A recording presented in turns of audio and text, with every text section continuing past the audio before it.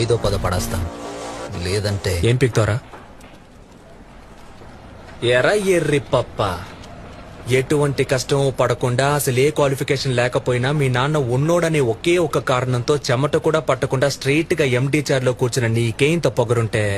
అమ్మ నాన్న తిప్పలు పడి స్కూల్ ఫీజు కడితే ఎల్కేజీ నుంచి 10th క్లాస్ వరకు కష్టపడి చదివి పాస్ అయ్యి ఇంటర్లో ఈజీగా ఉన్న గ్రూప్లన్నీ వదిలేసి ఎంపీసీ చదివితేనే ఇంజనీర్ అవ్వగలమని చెప్తే కష్టమైన అదే గ్రూప్ సెలెక్ట్ చేసుకుని ఫిజిక్స్ కి ఒక ట్యూషన్, కెమిస్ట్రీకి ఒక ట్యూషన్, మ్యాథ్స్ కి ఒక ట్యూషన్ అని రోడ్లు పట్టుకు తిరిగి ఆ ఫీజు కట్టాలి ఈ ఫీజు కట్టాలని అమ్మా నాన్నల్ని హింస పెట్టి బోర్డ్ ఎగ్జామ్ లో పాస్ అవడానికి ఫ్లాస్క్ లో టీ పెట్టుకుని రాత్రంతా చదివి అలారం పెట్టుకుని పొద్దున్నే లేచి మళ్లీ చదివి తీరా పాస్ అయ్యాక ఎంసెట్ లో ర్యాంక్ రాకపోతే లాంగ్ టర్మ్ కోచింగ్ తీసుకుని అప్పటికీ సరైన ర్యాంక్ రాక అమ్మ నగలు తాకట్టు పెట్టి మేనేజ్మెంట్ కోటాలో సీట్ సంపాదించి తెలుగు మీడియం నుంచి వచ్చిన నాకు ఇంగ్లీష్ అర్థం కాక ఫస్ట్ ఇయర్ నుంచి 4th ఇయర్ దాకా ఉన్న అరియర్స్ అన్ని 4th ఇయర్ లో ఒకేసారి క్లియర్ చేసి ఈ సొసైటీలోకి వస్తే ఈ జనమంతా నన్ను ఉద్యోగం లేని ఎదవా అని నీచంగా మాట్లాడుతున్న లెక్క చేయక ఉద్యోగం కోసం ఆ ఆఫీసు ఈ ఆఫీస్ అని పిచ్చ కుక్కల 4 ఏళ్లుగా తిరుగుతున్న నన్ను ఎందుకు పనికిరావు తిండి